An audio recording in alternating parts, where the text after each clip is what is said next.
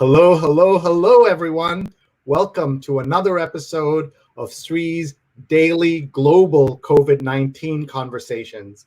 My name is Sree Srinivasan. I'm the Marshall Loeb Visiting Professor of Digital Innovation at Stony Brook School of Journalism, and it's my honor to convene this global conversation once a day, every day, for the last 55 days. We're here in conjunction, in partnership with Scroll.in, one of India's largest websites, independent news, analysis, culture. Please check out Scroll.in. We're live on Facebook, on Twitter, on YouTube, on LinkedIn. Please find me on those pages and please hit share, retweet, tag your friends, tell us what you're thinking about. Here we are on day 55 of the lockdown in New York City. But we're having a global conversation. That means we have people coming from everywhere. Tell us what you're watching. Tell me what you're feeling. Talk to us right now. This is your chance. We have a very timely, very important conversation about screen addiction. Is there a more important topic than at a time when we are now spending more time than ever on our screens? Our guests are Jon Hyatt and Nadja Streiter. And let me tell you about each of them. Jon is the filmmaker of Screened Out, which follows Jon on his quest to discover whether or not screens are damaging our bodies and minds. He interviews top experts in the field of screen addiction and gets their interpretations of the most recent scientific literature.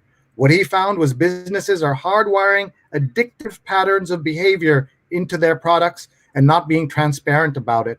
Even worse, these businesses are marketing apps and games to children who, according to the science, are more adversely addicted and impacted by excessive screen usage than adults. Protecting our children is at the heart of this film, and that's why this is so pressing. You are interested in this topic, so tell us where you're watching from and tell us how this has impacted you. We're also joined by Nadja Streiter, psychotherapist and parent coach. She's a former banker and a psychotherapist in Westport, Connecticut, where she founded Eyes Up Wellness. In addition, she is programs director and lead parent coach at Game Quitters, where she co-created their parent program, Reclaim. She has had a long-standing clinical interest in problematic internet and technology use and video game addiction and extensive experience in treatment. Her clients include those struggling with anxiety, depression, and the stressors of today's lifestyle, including their relationship with their devices. Along with her professional background, she's also the mother of 3 children who have grown up during the current technology-driven era. So you are in for a real treat, folks. Please tag your friends right now. Please hit share. Please tell us where you're watching from. We have folks watching from the East Village in New York. Jonathan Borstein has been with us for 55 straight days. We're so grateful. Sewang is watching from Nepal right now. And Nadja has just logged in and saying, join us live right now. Everybody, please do this. Tag your friends. Tell us your questions about screen addiction, because we're all addicted, starting with this guy right here. We're also joined by Pradnya Haldipur, watching from Silver Spring, Maryland. And Flying Pushpak says, from Maharashtra, India, good vibes, and we all need good vibes. And Suzanne Fernando is watching from Toronto, which is the home of Jon Hyatt, and he's going to talk to us from there in just a minute. But first, we've got to pay some bills, so let's make sure we tell you about our sponsors. Community Food Bank of New Jersey is one of our sponsors. It fights hunger and poverty in the state by assisting those in need and seeking long-term solutions.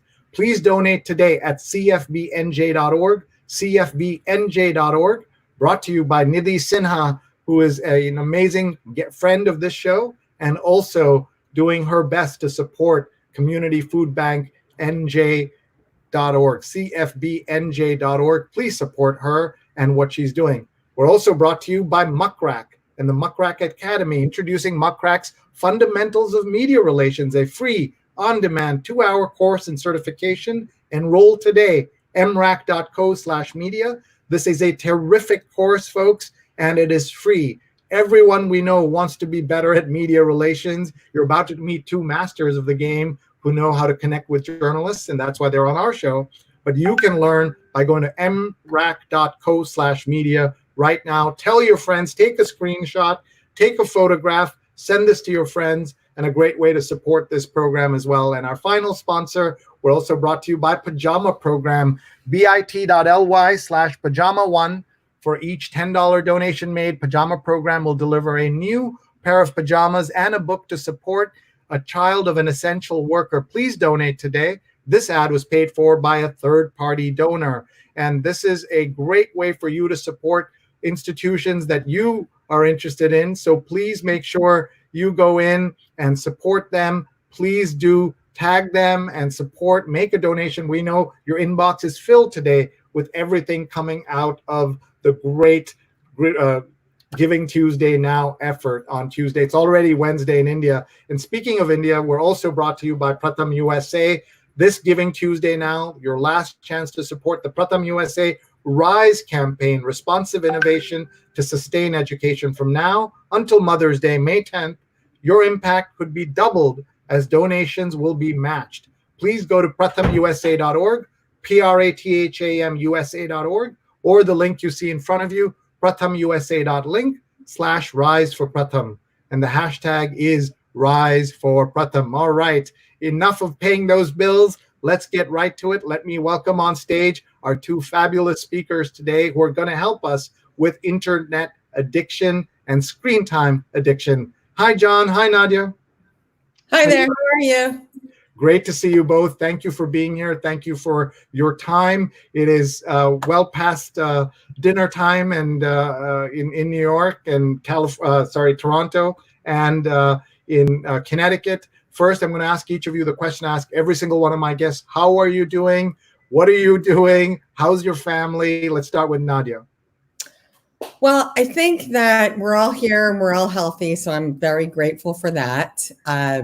I find that it is a great time. There's a lot of energy expenditure for people who are busy, for therapists, for people who are still working. There's a tremendous energy expenditure and not a lot of energy inflow. So this is kind of a fun experience to spend this evening getting a little energized with this conversation. That's awesome. Thank you very much. Let's ask the same question to Jon Hyatt in Toronto. Yeah, so it's been interesting. I think everyone out there feels the same way. Things are very different. We were stuck at home with 3 children, and trying to keep them busy, trying to homeschool while still trying to work, trying to release a film, and this is a very odd time to release a film. A lot of people aren't; they're pushing their films, but I think our film has become a little more timely during COVID-19, and so we're very happy to be releasing this month. And it's just a very, very interesting time, a very tough time for the film industry, but an interesting time for sure. Tell us where you are, Jon, in Toronto. I'm on the west side. I'm in Bloros Village. Very, very nice. I love Toronto. I work with the National Ballet of Canada, and Toronto has always felt to me like a cleaner, better New York City, and people are nicer up there too. What is it like when New York is deserted? It is heartbreaking to see what's happening here. We're not hearing as much about what's happening in Canada and Toronto, so please tell us. Well, I think it's the same everywhere, really. I mean, it's people are isolating, people aren't going out, people are physical distancing. Well, hopefully, like this weekend, probably like New York, you guys had Central Park full of people, and we had people on the bike paths and walking around and not distancing like they should be. So I mean, it's tough. I think it's going to be harder as the weather gets nicer to kind of keep people in. Yeah, but, I want to go out. I want to leave. But I think it's the same all over. I mean, I would see New York as being a little. Yeah, no, and of course, I think Canada has been spared the deaths that New York has. I mean, of course, you've lost every death is sad, but it's nothing like what we're seeing in America. No. New York City being the epicenter of the epicenter, and just so tragic to see what's happening. Also want to remind everybody to please share this video with your friends. Just go on your phone, or if you're watching, and make sure you hit share on that button so that gets out there. And I'm sure we're going to hear from Nadja that everything I'm telling you is part of the reason why these screens are so bad. And Jon's also going to tell us the same thing. But hey, this is for my show, so we need all those likes and attention that we can get. So we're going to hear right now, I'm going to ask Nadja that question. Is my doing this for 55 days part of the problem? How am I polluting the world and adding to the problem in all of this? Well, that's a really interesting question. And I find myself feeling challenged by that frequently, because part of sharing and raising awareness is these days based on posting. So I find it sometimes hypocritical. I wonder, am I being a hypocrite if I'm posting advice about not abusing or overusing or problematic screen use, and yet I'm encouraging eyes on the screen? So I feel like there has to be some sensitivity to that as a professional on one hand. On the other hand, I feel like screens and social media give us an extraordinary and unprecedented opportunity to share very valuable information. And it's incumbent upon the user to learn how to use it that is in a healthy way for them, what makes them feel good. And that's one of the things that we're dealing with. Let's see some of the comments coming in here from all over. Vivek is watching from India. Narendra is watching from Tamil Nadu in India. My wife is from Tamil Nadu. People are talking to each other. We love that. Tell us where you're watching from. And by the way, we have two producers, Vandana Menon, who you met. She's Vandana_Menon on Twitter. And also Rose Horowitz, who's in Connecticut. And so I'm sure you can have a little Connecticut conversation. I saw your governor on TV today. How is Connecticut doing? We forgot to ask you about that. So we're expecting, you're going to have dog barking in the background in a moment. We're expecting to begin a slow reopening later in May.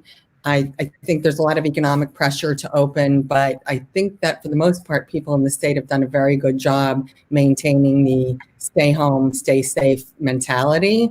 And I think there's a lot of concern that, are we doing this too quickly? Because we're a bedroom, especially where I am, bedroom community of New York. So, you know, many people where I live work in Manhattan, and they're seeing what it's like there, and they don't want it to continue. So I hope our governor is making the right choice. I think he's holding the line a lot longer than others, and I'm pleased about that for sure.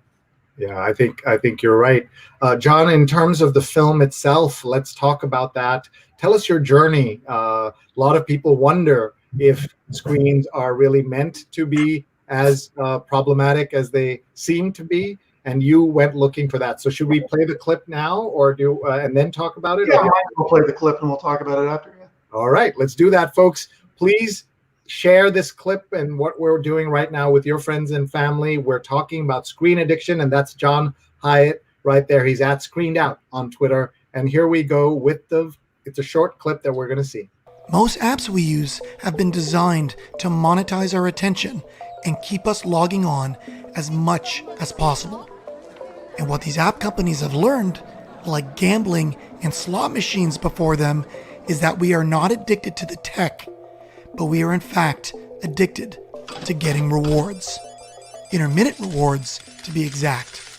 And what the heck are intermittent rewards anyway? Slot machines. What keeps people playing them for hours and hours? Why don't we stop playing after a win, big or small?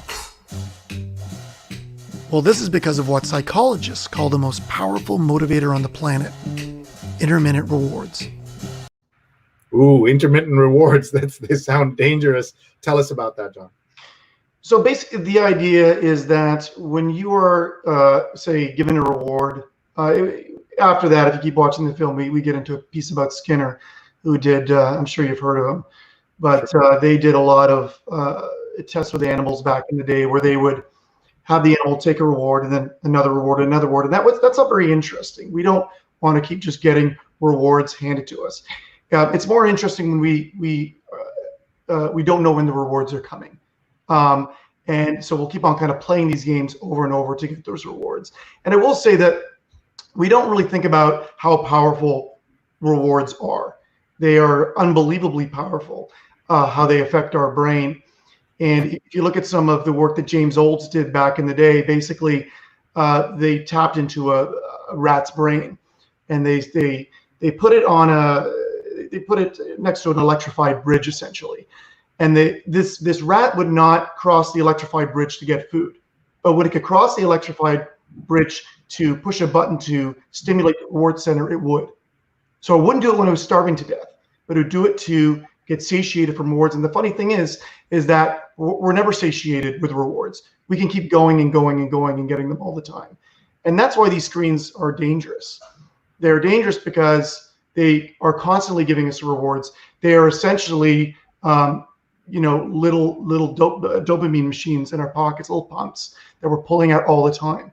And, we're using them when we're feeling anxious or we're feeling angry, or we're just plain bored. And, we go to them and we create these habits that we keep going back to over and over again. And so what did you learn about this? So this is accidental or on purpose? Well, we know that it's not accidental because of the whistleblowers that came out of these companies. Most of the people behind Facebook, there's numerous investors that came out. They all knew that what they were doing. They knew that. Even the guy that made the like button came out and said, "I should have never made that." This was a terrible idea. That it's manipulating a vulnerability in human beings, the need for rewards. So yes, it was done on purpose. It's done on purpose in Vegas. It's done on purpose on most apps nowadays because, quite frankly, it works. And just to complete that thought, the difference between slot machines in Vegas is that it feels different from something we've been told is helpful to us, something that is our place of business now. It's what we give our kids, our iPads. We're going to study, we're going to do education. And then it turns out it's nothing, it's got some of the same elements as those slot machines. So what has been the reaction to the film? When is it coming out? How can people see it? Tell us all that, please. Right. So we have a digital premiere on May 20th. You can go online and watch that. I think it's on SIA. So you can go online and register, and it's only about $5. And you can watch in real time with everybody else on May 20th. And you can ask questions. We're going to have some of the experts in the film on there. We'll maybe even have a celebrity guest announcing the film. Then on May 26th, it releases on digital. So you can watch it on iTunes, Amazon Prime, Hulu, Vudu, all those platforms. And the website is screenedoutfilm.com. Right? Yeah, screenedoutfilm.com. You're trying to make some money. It's not a nonprofit. Good for you. Let's go to Nadja, our psychotherapist and parent coach. By the way, I certainly need a coach as a parent. I have 17-year-old twins who are behaving wonderfully in this time, but I don't know if I'm doing my part. So let me ask you, Nadja, what you've heard so far. What of it is things that you've already been talking about, preaching about, and what do you think will be new to people, even though you knew it, will be new to people? Well, first I want to say parenting is a very difficult job. It's always been a difficult job, but I think in this historical era, it's particularly difficult because of the challenges of having the whole world in your home at any given moment due to technology. And to Jon's point, the offering rewards on a variable reinforcement schedule, that kind of persuasive technology makes it very difficult to resist, makes it very difficult to resist putting your device down. Anytime that you have, a feeling that you don't like, or just plain boredom, don't want to converse with your partner or your child, you have really easy access to these devices. So that's what I've been seeing going on for a while. Video gaming also, really, really built heavily on persuasive technology. They use behavioral psychologists to help develop it. And there are a lot of aspects of gambling. So, it is designed to hook. I do try to take a step back and say, well, these people are trying to feed their families also. But we do need to put some limits on how far that can go. So at this time, seeing lots of parents concerned about that. Yeah, absolutely. Can you just say, just to be clear, you said these are designed to blank? the games are designed to keep your eyes on the screen. Games, social media, pretty much anything that we're doing is the design behind it. As Jon was saying, it's designed to keep our eyes on the screen, and it is done with that variable reinforcement schedule. And you combine that also with the day-to-day functional uses of your device. It's always in your hand, so it's really hard. It's like walking around with a bar of chocolate all the time when you're on a diet. Very, very true. Can you compare this? Is it fair to compare this to nicotine and the addiction built into nicotine in any way?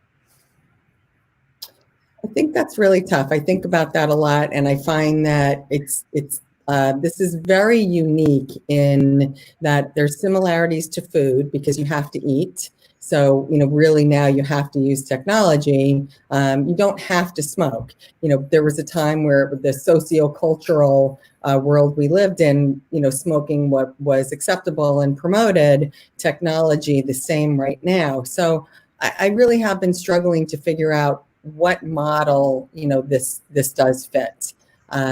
Alcohol, for example, is also, a consistent substance where gaming and social media and so on, they're very fluid. So every time you think you understand exactly what it is and what to do with it, it transforms into something else. Yeah, and that is certainly one of the issues. Let's see, we have people watching all over. The Tourist says good morning, and Amin is watching from Assam in Northeast India. Great to have you. Arvind is watching from Cincinnati, and he has a question for Jon. What can be done to reduce screen usage and stay away from these rewards that you identified in your film? Well, I found Facebook so addictive that I got rid of it. And I actually deactivated my account. And what's funny is when you deactivate it, if you sign back in, it just reactivates your account. And so you find yourself just mindlessly signing back into the account again and just reactivating Facebook. It's the craziest thing. So, I deleted it, and I deleted Instagram. I got rid of all of it. And people might think that's going too far, but, I would actually say that, this is a war for your attention. These companies are weaponizing it.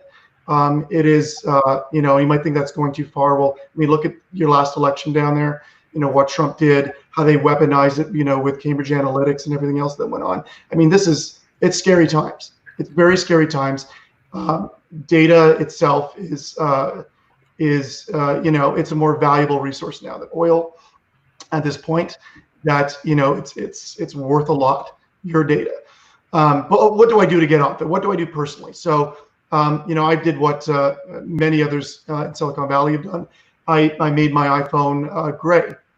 So there's no color on my iPhone. And it's a very odd thing, but again, we're animals. So we get stimulated by colorful things and, the slot machine kind of look on things. So I made the iPhone gray, and that helps, right? If I want to watch a video or something, you can just click it twice, it goes back to color, and then you go back to gray. And you're not driven to it as much.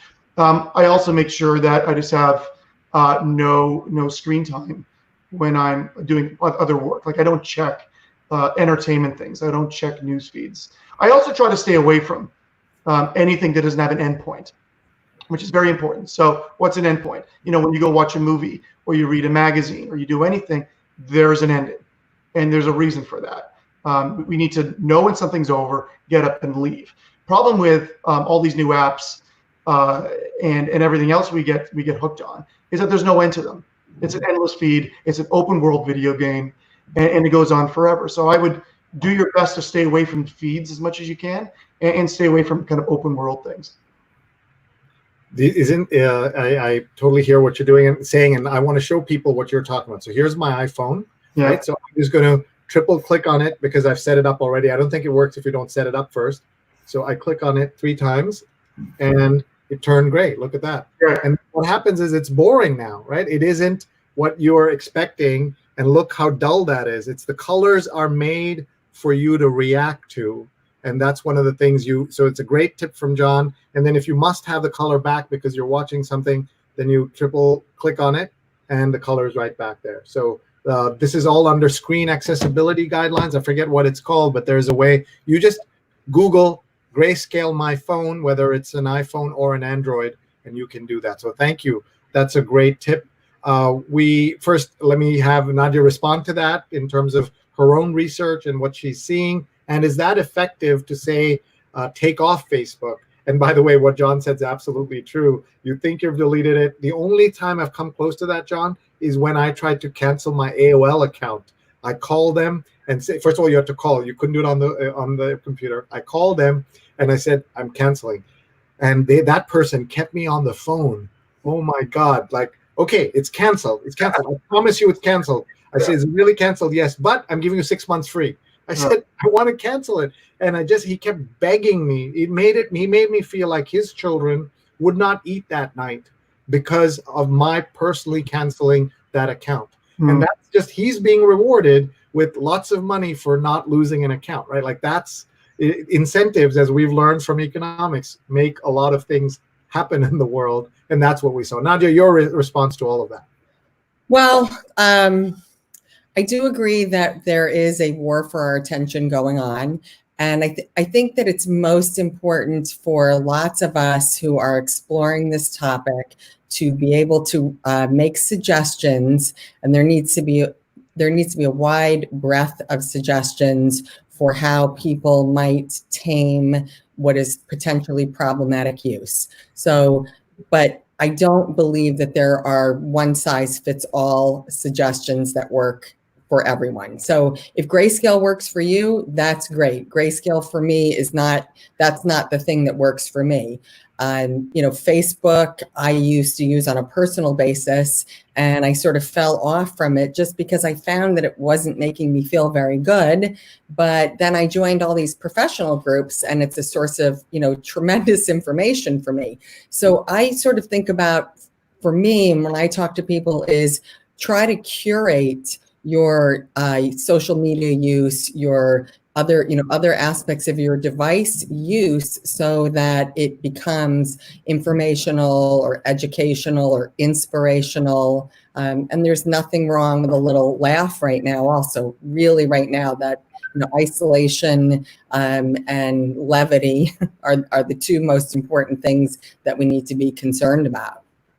Thank you. We're about halfway into our great conversation with Jon Hyatt, filmmaker of Screened Out, which is about addiction of screens, and with Nadja Streiter, who is a psychotherapist and parent coach. I want to get some tips from her in a little bit. But everyone who's watching right now, please hit share, please tag, please connect with someone in the world who you know is addicted and would benefit from this conversation, because we can watch this together. You can watch the replay. They can read this. We can watch it later. So we've got lots of questions and comments coming in. It's just great to see this global conversation that we're having right now. Let's go back to Jon Hyatt and ask him a question about screen addiction that's come in. And the question here is, Jon, that screen addiction is a very serious problem. My grandson, who's just 2.5 years old, is addicted to the phone, and you'll be surprised to see how he selects songs of his liking from YouTube. Yeah, I mean, giving these screens to kids is highly problematic, especially under the age of 5. I mean, the American Academy of Pediatrics says, kids up to 18 months shouldn't have any screen time, right? And then I guess from 2 to 5, maybe an hour a day tops. But then you really have to heavily kind of regulate it for them, make sure they're not playing around with it too much. And they're children. I mean, they're going to do what makes them feel good, right? So they're going to, if they push a button and something happens, they're going to do that over and over. And that's one of the issues with the screen. It's not like the real world where you do something over and over and there's mostly an end to it. The screen will deliver that gratification endlessly, really. And the kids can just do it as much as they want. So it's a real issue. So I mean, how do you get the screen away? I mean, people also forget too that we're also our children's parents. I have 3 kids, and I fight with them all the time about screen addiction.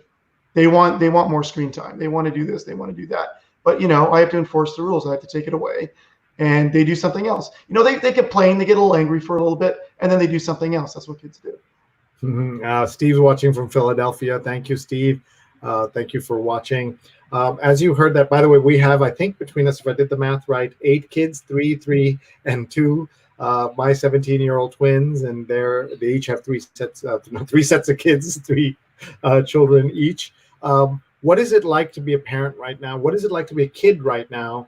Nadja, our psychotherapist who's with us in life, a parent coach, how do we keep, we're not letting them, one of the things we used to say is go out and play instead, and we can't do that for the most part. So how do parents help their children at this time? I think it's, again, really, really difficult to be a parent right now. I think it's also really difficult to be a kid. Our kids' lives, the message that we've been receiving as parents for the last, 10, 15 years has been to schedule, get them this lesson, teach them this language, have them play an instrument, keep them stimulated all the time. So kids are overscheduled. We have concerns about them being outside and playing on their own. And some of that is legitimate because there are a lot more cars on the road now than there were 10 or 15 years ago. So the number of pedestrian accidents has really risen drastically. So, screens become the default way of kids connecting. And again, because they have all these functional aspects to them, like you can listen to an audiobook or you can listen to music, and you can use it to check in on your homework or what's going on with your project. You're just always being driven to this device. So it takes an enormous amount of willpower or self-awareness to understand that you've got to stay away or limit the amount of things that you do with your device that are unhealthy for you personally.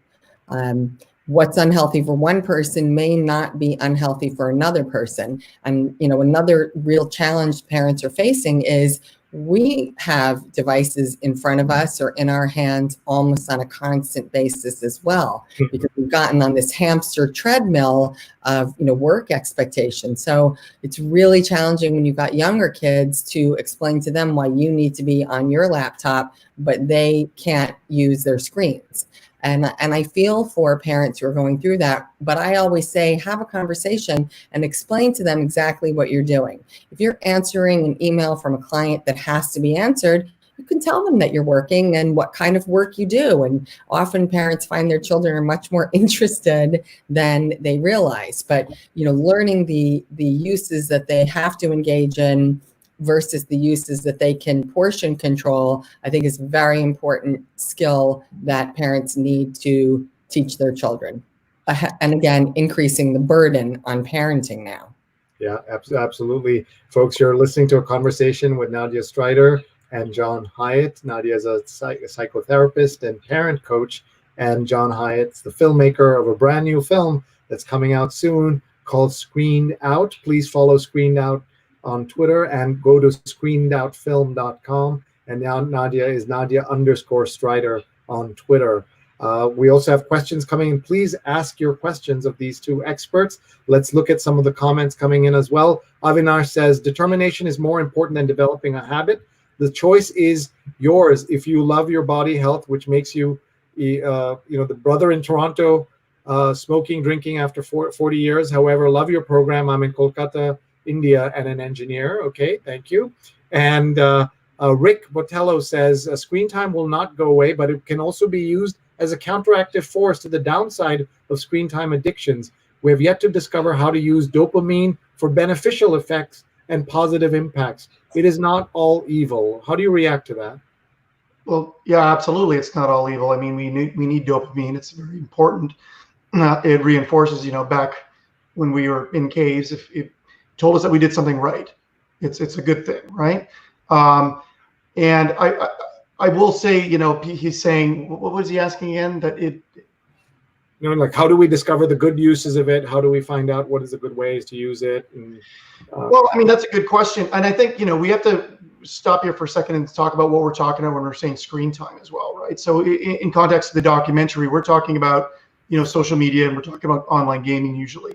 Now, during this COVID lockdown, I mean, your kids can talk to each other on Zoom or FaceTime or any of these things. That's great. That's fantastic. They can do their schoolwork on the screens. This is an unbelievable technology. I love technology. And we say this in the documentary. we love our phones. I like my computer. I'm not going to get rid of any of it.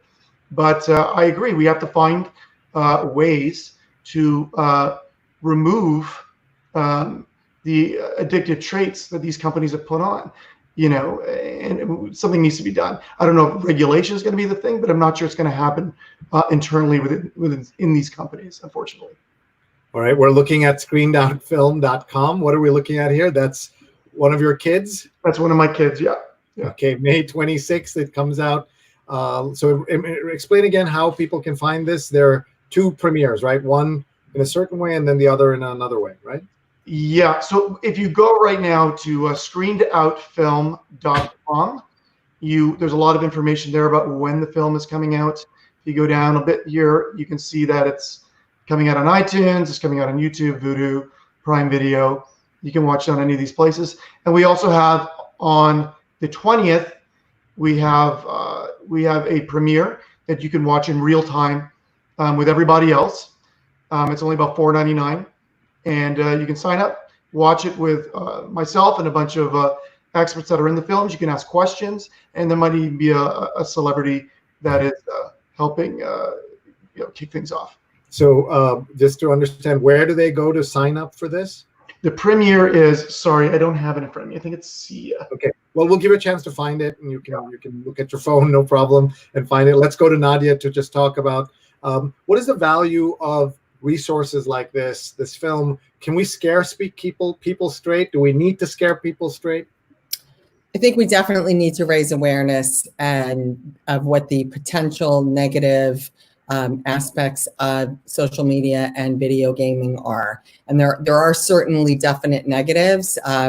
Unfortunately, we're using this word screen time in a very broad way, and I don't think that it accurately describes what we're really talking about. So as Jon said, we're really concerned about how social media might be having a negative impact and how problematic gaming or excessive gaming can have a problematic impact in that it can hijack all of your motivation to get out into, I don't like to say the real world, but a physical world. Yeah, and that's certainly one of the things we're doing, folks. If you're just joining us, we're talking about this film, Screened Out.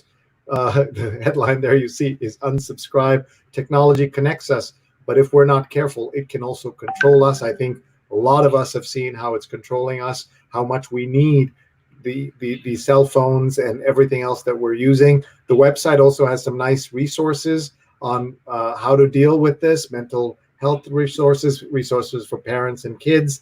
Mattel has a digital playroom. Lego has Let's Build Together. Rebel Girls at Home platform. YouTube Learn at Home. So you can see that the filmmaker Jon Hyatt is not telling you never to use any technology, as you can see here, and education. Really cool. Yoga, bar classes, and general fitness. So lots of stuff in here. And you're seeing an interview that Jon did with CNN. Jon, so do you have more information for us on how we can watch the film? I do. I actually have a link.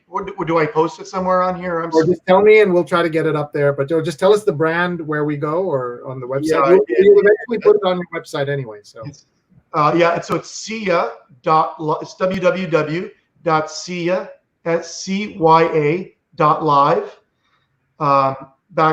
/event, and then our event number is 725. But if you search for it under sia.live. Sia.live, and then we look for Screened Out, right? So we're doing this all in real time, folks. So let's see if we can find that for you. Yep, it's right on the front page. So I'm just going to show you all how to do that. You just Google the address, Sia, CYA. Google search it for Sia Screened Out, Sia Live Screened Out. Oops, and there you will find the premiere that you can see right there. It's coming up, and there's the premiere of that. Let's watch a little bit of it, and then we'll come back to the conversation. Please post your questions. Just to stay on it. According to research, 70% of adults spend almost 3 to 5 hours per day online. Some may be hitting 7 hours. 80% of those hours logged are on a mobile device. We may be looking too much. Are we screen addicted? All of the aspects of gambling addiction are present. In fact, those are the exact mechanisms that are being built in. They own our data, they own our eyeballs, they own our attention span, and increasingly our brand preferences. You and I are the product being sold. Interactive screens are absolutely mesmerizing for children. If mom or dad is staring at their phone, then the kid is going to say, that's the way I'm expected to behave in the world. They know that this is addicting, they know that it's problematic, and they didn't care.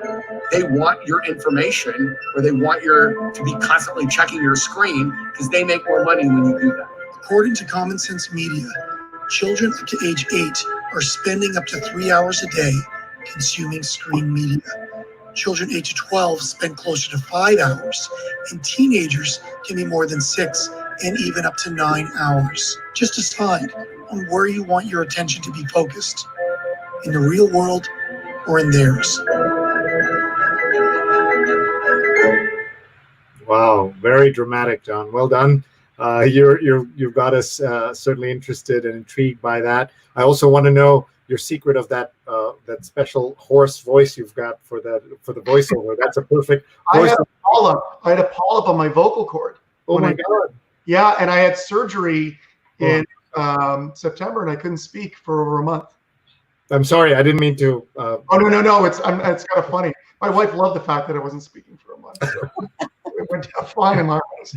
But you sounded great in there, and you sound great now. So I'm glad you're okay. Yeah, it was lovely.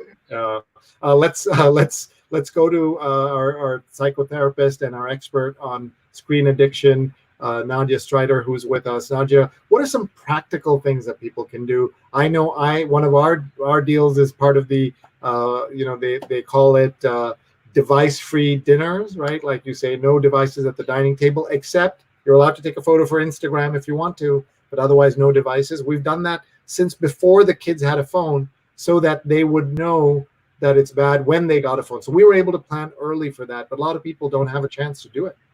Right. So it's interesting because, typically most people who are in my field would say device-free dinner. And that's not my policy in my home. My home is, the policy is you can use your phone at dinner if you are going to look at something that's going to enhance our conversation. So if we're speaking about a topic and you want to enhance in some way by bringing more information, or you read an article earlier that you'd like to refer to, I'm supportive of that.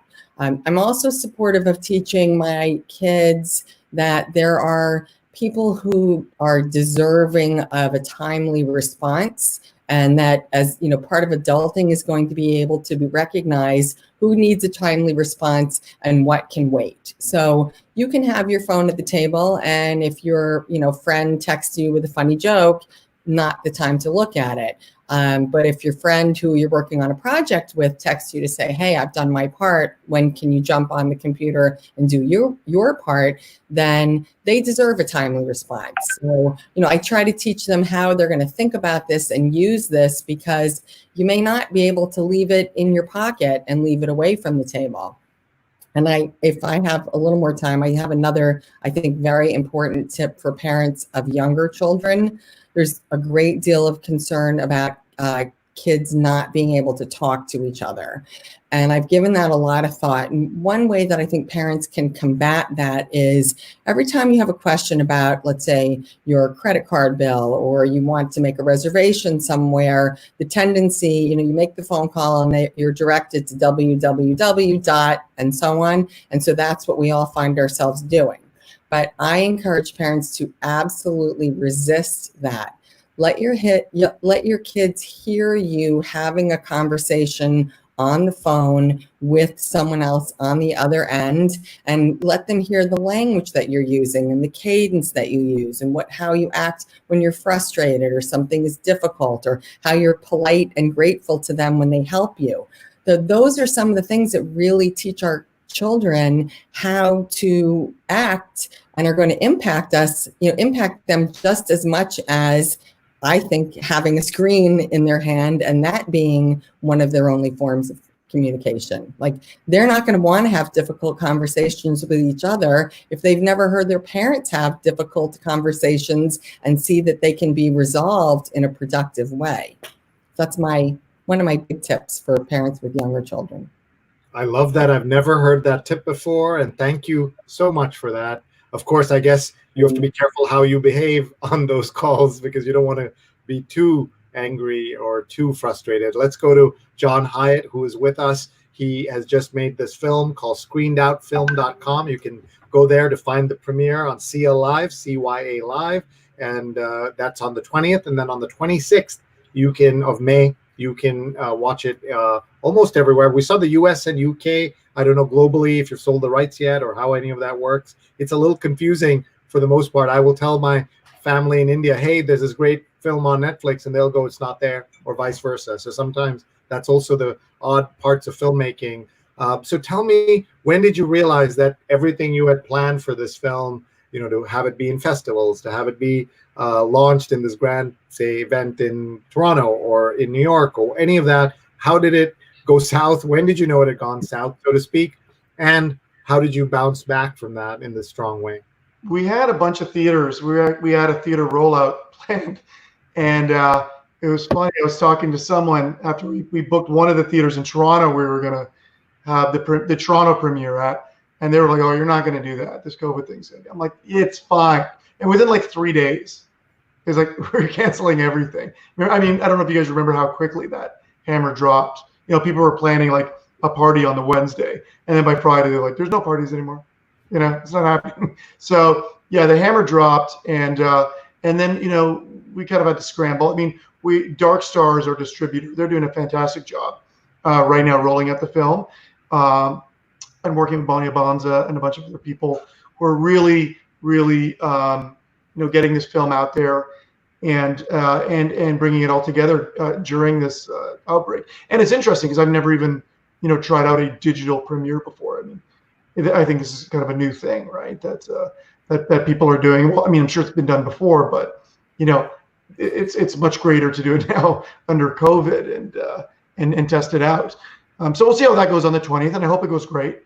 And then see how it rolls out on the 26th. And I'm sure a couple months afterwards, you're going to see it on the streaming services as well, so your family will be able to watch it wherever they are. And I think there will be a plan to roll it out for, say, iTunes and all these things. What is your we hope everything opens up and everybody's great and going back to films and restaurants, all of that. But do you think that people will ever feel comfortable in a regular theater again? Do you see that in the next year or so, or will people be nervous? Yeah, I think when there's a vaccine, I think we're all going to feel a little better. But I mean, when is that going to come out? So who knows? I mean, but that's the same thing with rock concerts. It's the same thing with going to TED Talk or anything that we would really want to do. We can't do. It's the same thing, right? So I hope all of these things come back. It's all important. I hope our kids are going to go back to a school. We can hang out with other parents on the playground. How are you doing? How was your evening? What did you do on the weekend? All these small things we took for granted. I really hope they come back, and they come back soon. But obviously, we have to wait until it's safe. And and what better way to use technology, right? Like we said before, technology is not our enemy. Technology is an unbelievable tool, and we can use it as that tool. And we can use it to put our films out there. We can use it for our kids to say hi to each other, and we can learn and do all this beautiful stuff on them. All right, let's. We're winding up here, but there's several comments and questions that are coming in, and we're so glad to see this. Avinash says, we need to assure your kids that this pandemic will get over soon and normalcy will return. Introspection, time to spend quality time with them as the time you may not have available later. Are you able to convey that to your patient? Do you call them patients or clients? I do try to convey that to them. I wrote an article recently that actually I think your co-producer knows about, and that is that there are a lot of opportunities to be found in this time. Just opportunities to slow down and be connected and do things that you wouldn't ordinarily be able to do as a family. Gain insight into one another's behavior just by being together so much. So although it is challenging, my children are a little bit older, but I don't know that I'm ever going to have a chance to have an extended period of time with them other than this. So I'm really grateful for that. Really, really grateful to have that opportunity. And, I encourage others because gratitude is valuable for emotional well-being. Yeah, one of the things I just noticed that I was a little late to dinner today because I was finishing up a call, and they waited for me. And I was thinking several days a week I'm out for dinner because I'm traveling or I'm at meetings or just don't have time for dinner. And that's that dynamic. And so even though, we're all on top of each other here, I think we're going to miss that. We were calculating that we probably all, between the four of us, two 17-year-olds and the adults in the house, were eating something like 25 meals a day at home altogether. Now we're eating 84 meals a day at home over the 7 days. And I think we're eating healthier. I think we're doing more exercise because we're doing it deliberately, but it still feels so mixed up and confusing, and SATs being canceled twice and not seeing your friends. All of that is painful as parents to see, and something that we're all thinking about. Let's go into the comments very quickly so we can let these people get on with their evenings. Rick says, Nadja, how can people use screen time to help people access resources for therapy purposes and social skills development? Today I did a reverse role play with my grandson about how he can use social media app to engage a friend. Well, that's a lot of questions there rolled into one. So, hey, his name is Rick, so that's what we call a Rick roll. No, I'm kidding. Right. So, there are a lot of organizations that provide resources that guide families, parents, even adults towards healthy tech use. And even in Jon's website, he's got all kinds of all kinds of suggestions for ways you can use technology in a healthy way. I think that the message is try to use it mostly to connect and not to disconnect. So if you're feeling upset, try to reach out. Now, in terms of learning social skills, that's really very variable depending on the age of the child. So what's appropriate from a social skills standpoint for a 10-year-old is going to be different from a 17-year-old. But because we've got all this great technology, you can just Google, who's got a program that can help a parent to improve a child's social skills. Does that make sense? Yeah, it does. Thank you. And Rose Horowitz says she's been busy tweeting. She'll look for that article and share it. And it's just great to have people here. Mark Lee's watching from Durham, North Carolina. He says, I'd like to have Screened Out and Nadja Streiter on his podcast. So there you are. You're getting invitations to go out and speak about all of this. Vikas says, hi. Susan Fernando says, but I wonder if some of our expectations about immediacy of a response are creating some of the cultural anxieties we've always have around being on. And I can tell you a little bit about that because as a alleged digital expert, I know that in the old days of just email, what would happen is that people got used to me responding really fast, and then they would expect that answer. So if you were used to getting an email back from me in an hour, if it took 4 hours, they would think something is wrong. If it took a day, there was a crisis. Whereas the people who I didn't respond to right away, then there were fewer expectations. So can you match that up with what you're talking about, Nadja? Well, if you notice, this is what I've noticed recently. Somebody will email you and they understand that you might be, you may get hundreds and hundreds of emails a day. So if they want you to know that this is an important email that needs your more immediate attention, they'll also text you to tell you that they sent you an email. And I think that is one of the funniest, I think that's really one of the funniest things ever.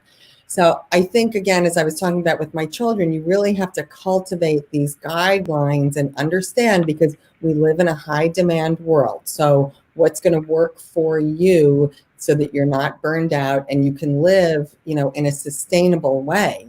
That's what got me interested in this to begin with, was when I got my first BlackBerry and suddenly email could follow me. And I knew that what that meant was I was going to have demands placed upon me all day long instead of those demands placed upon me when I got home and looked at my computer. But if someone's emailing me, then I'm responding to an email and it's like a hydra. You cut off one head and spread from there. So it becomes a vicious cycle, and it's a matter of really self-awareness and cultivating an understanding of what your threshold is and what's reasonable and not reasonable for you as a human. Okay, Mari's watching from Tamil Nadu. Let's go to Jon Hyatt, filmmaker, who's made screenedoutfilm.com. Everybody go there so you can learn about the premiere and also learn about the on-demand version that's coming out. Jon, let's get a couple of final thoughts from you, and then we'll go to Nadja once again, and just give you a few minutes to just expound, leave us with some wisdom, some positivity, and also scare us a little bit, please. Well, I mean, I could even add to what she was saying about, responding to emails and things like that. Have you noticed what Facebook does when you use Messenger? You send a message, and what does it do? It tells the other person when it's been read, right? So if someone else has read it, then you're expected to do a response right away. And this is something that these companies are doing because it's a war for your attention. They want to bring you back on their platforms. They want to drag you back. I mean, what did they do with Snapchat? With kids, they would do streaks. So these kids would go on Snapchat and have to do streaks day after day after day. And these poor kids have enough going on that now they got to go back on there every day. This guy's not my real friend if I don't keep this streak going for 100 days. Like, it was crazy what they're doing and what they're doing to children. So, I think that we need to be very mindful of what these companies are doing. Sure, they're making technology and they're just trying to make a buck, but at what cost? At what cost to the rest of us? What cost to our privacy? The fact that they, are selling our data like crazy. That Zoom, just got caught selling data to Facebook. I mean, our privacy is something that we really need to fight for. When they say we need to regulate these companies, at the end of the day, I think we need to be in control over our privacy. Our privacy should not be something, our data should not be something that could just be sent around and sold around to different types of companies to manipulate us, which is what these companies are doing. We're the product, right? Product, yeah, I heard that. Yeah. I think that's something that many people feel. Let's get a couple of final thoughts from Nadja Streiter, our psychotherapist and parent coach. Well, I think that the issue of privacy and data, we lump that together with the screen time issue. And what we're not always cognizant of is that there are many, many layers to, the concerns that we have here. And, things have happened so rapidly, not everybody's paying attention to all the important aspects. So keeping your data private is different from, from my perspective, having a child who is victim of persuasive technology and then can't put their device down because they're always looking for what's going on next. So, I think that it's so important that we raise awareness that there are multiple considerations here. Now, I cannot take on the data and privacy. I did write an article about Alexa and unintended consequences of having an Alexa in your home, because not a lot of people think about that. They think about screens being better because it's not a screen, but there are all kinds of challenges. So, we need to raise awareness about all of the new ways technology can help us, but also the ways that we can get entangled. Yeah, we're finding that for sure in our home, where we have, I think, 4 Alexa devices, and they're listening all the time. And then you have the Hey Siri on this, and Google Assistant, and all of these things are listening and learning, right? That's the other part, that they're learning. Before you go, I'm going to get each of you to just tell me about what's one thing about your state of addiction, your personal addiction, when it was bad, that would surprise people. I'll let you think about that for a second, because I'm then going to tell you my worst example, and I'm going to show you that as well. So Jon, because you've been thinking about this obviously for your film, and you canceled Facebook, which we talked about earlier. It's not so easy to do. You actually delete it rather than deactivate. So go ahead and tell us what's like. If we knew this, it would be pretty horrifying. I don't know. I don't think I have like a horrifying thing that I did off. I'm sorry. I don't have anything that bad. For me, it was just not paying attention to my children. That's horrifying. Yeah. And they would talk to me, and I'd be like, wait, this is really important. It wasn't important. I was looking at some silly thing someone posted. But I would like shoo them off, and they were trying to get my attention. It was unbelievably sad. Yeah, here's some great comments. Rick says, great topic on this about work in progress. Congrats to Jon and Nadja. Rick also says, great points about childhood manipulation and violations of privacy, the perils of persuasive technology. Great Great phrase. And Neil says, we'll definitely watch later. Very important topic. Thank you, Neil. Everybody who is going in here and posting questions and comments, we really, really appreciate it. Nadja, tell us what is something that you're not proud of, maybe. I'm so not proud. So I found that my heaviest screen use started during the 2016 elections. And I was constantly looking for the newest titillating thing that I could see in the news. And, I came to realize that news for me was problematic. But, now what I notice is when I am bored, I will look at my phone. I'll check my emails. I'll see if anybody sent me a message. I'll go on Twitter. And I am so goddamn frustrated when there's nothing there. I'm like, hey, you're here to entertain me. You're not entertaining me. I can't believe this. And I get mad. So that's my really most embarrassing screen thing, is how mad I get when it's not doing its job of entertaining me. And Neil, who's on our team and does amazing production of these things, he says, need to put my screen away, putting my daughter to bed. That's a awesome reason for him to stop. So I'm going to show you something that might shock you. So get ready. I'm going to show you my inbox in 2016. I always wanted to be a millionaire, people, and I became a millionaire. As you can see here, just one second, let me remove this right here. But I became a millionaire in unread Gmail messages. So I don't know how you would react to that when you see that. So we'll start with Nadja. Well, inbox infinity. The idea, they say, is to just embrace inbox infinity. I think I have about 25,000 unread emails on my phone, which horrifies a lot of people, but I'm okay with it. That's the thing. It's becoming okay with not having to be busy every minute or be responsive every minute. It is okay. And when you can accept that, then you can embrace inbox infinity and you're a millionaire now. Now you've set a goal for me. Well, can I have you just peek around the corner there a little bit? No, the other side. There you go. Oh, there we go. We're going to take a picture. 1, 2, 3. And let's hear from John. What do you think, John? About your million? Well, you know what? I have a really clean inbox, I will say. My wife, though, same thing. Thousands and thousands of unread emails. I don't know how she does it. I don't know. I have to make sure that I clean out my inbox all the time. I'm one of those. So you're an inbox zero hero. That's what I call you, John. And, no one wants to talk to me. Really, that's what it is.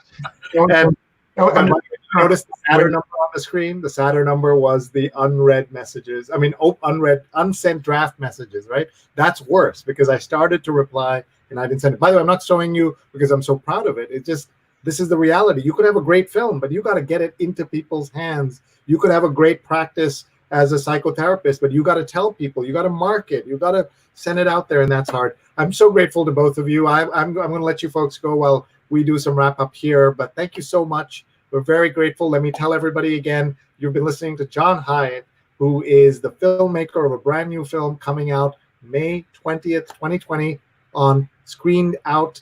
It's called Screened Out. The website is screenedoutfilm.com. Check it out, and it's on demand everywhere on May 26th. Thank you, John, very much. He's at Screened Out on Twitter, and he is at screenedoutfilm.com. Thank you very much, John. And to Nadja Streiter, thank you very much, Nadja, for being with us. Nadja is a psychotherapist and a parent coach. I was going to say life coach, I guess, same thing for parents. And she is an expert in addiction, in screen addiction, video game addiction. And we really appreciated your insights here today. Thank you so much. It was really fun and energizing, which I needed. And thank you. And I hope people will be able to follow you, Nadja_Streiter. The good thing about having an unusual spelling of a unusual name is that you can be found on the internet, right? You can. Just like you. Thank you so much. Have a great evening. Stay safe. Be well.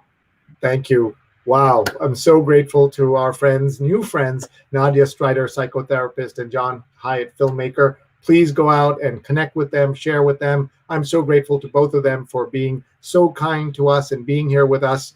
I hope they get to have a great evening and carry on with everything they're doing. They gave us an hour of their time. I'm so grateful. So folks, thank you for watching. I'm going to tell you a little bit about what we have coming up. But before then, we want to thank our great sponsors. Today is Giving Tuesday now, which is the hashtag. And please support Pratham USA and its RISE campaign, RISE. From now until Mother's Day, your impact could be doubled as donations will be matched. So please look for prathamusa.org, prathamusa.org, or prathamusa.link/rise for Pratham, prathamusa.link/rise for Pratham. And thank you very much to Pratham USA for its sponsorship of our show. We also want to thank Community Food Bank of New Jersey, fights hunger and poverty in the state by assisting those in need and seeking long-term solutions.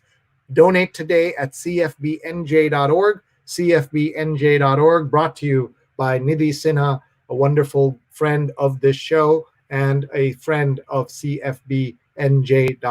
Please take a look. And we have two more sponsors, Muckrack Academy, introducing Muckrack's Fundamentals of Media Relations, a free, on-demand 2-hour course and certification. Enroll today.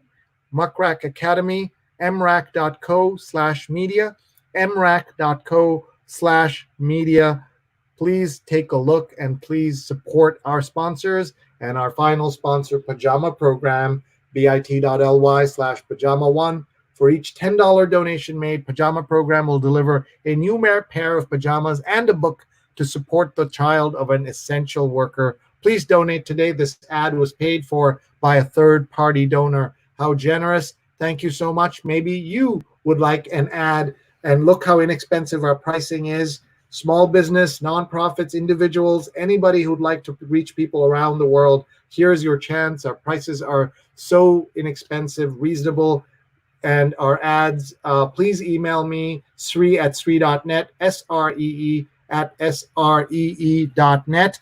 And now we want to tell you something about what we're doing for Mother's Day. This is a surprise, a new program that we're doing. Mother's Day is coming up on Sunday. Thank a mom on Mother's Day. There you see me as a young boy in Tokyo, and you're seeing my friend Neil Parikh's mother with her grandchildren. And we want to do Thank a Mom for Mother's Day. So you can do a shout out to your mom very inexpensively. And this will be done on 2 programs that day. It'll be done on Sunday morning in our New York Times read along, and on Sunday night on our positivity program. 50% of our proceeds will go to Nick Kristoff's C19 Impact Initiative. 50% of proceeds will go to Nick Kristoff's C19 Impact Initiative. And what a great deal. We have several people who are already looking into this. Thank you so much for signing up. Thank you so much for your interest.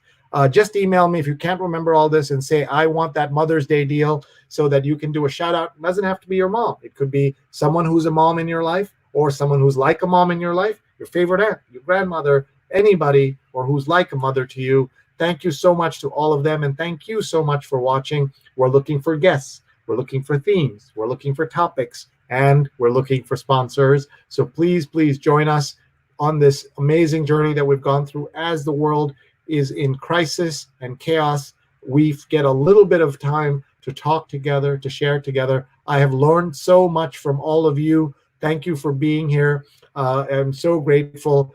Here is some of the comments coming in. Sonali says, let's see what she says. Gmail is my CRM. And Rose says, I experienced that with you too, Sree, that I guess she's talking about sending me emails and I don't get a chance to write to her. And she's my producer. So that tells you how hard it is to get people's attention. And I'm always saying, I'm sorry. Suzanne says, thank you for sharing your thoughts with us. Hi, good morning, says Bachelor's Cooking Vlogs. So I hope people can look at that. Mark Lee says, great job as always. Thank you, Mark, for everything you do. Tim says, 3 sponsorships work. Wow, Tim, thank you so much. Our first sponsor, we'll never forget, Tim Sohn. Check out his work at Sohn Social Media Solutions. And Martin says, 3 with more guests, more great guests, will Jon be on Netflix? More screen addiction. You're absolutely right. And we hope that will. Simrit says, where are you located? We're in Manhattan, Upper West Side of Manhattan. We're locked down in Manhattan on the 28th floor. And look at Neil Parikh has put in an ad for digimentors.link/mothers. And we have a chance to support our mothers and support yours. And Alex says, good night, Sree. Good night. Good morning to you, Alex, one of my dear friends. We were classmates 32 years ago, something like that. And John says, your shows are addictive. Another great show. I am so blessed to have friends like you, John. Jonathan, thank you so much. And thank you, everybody. Please email us. We want to hear from you. Sree@sree.net, SREE@SREE.net. We want to hear from you with your comments, suggestions, feedback. And please check out our partners at scroll.in, SCROLL.in. One of the things we do is we remind you the importance of checking out our rewatching the rewind that's happening right now. Jon Hyatt, thank you very, very much, everybody. We're so grateful, and I really appreciate it. Bye.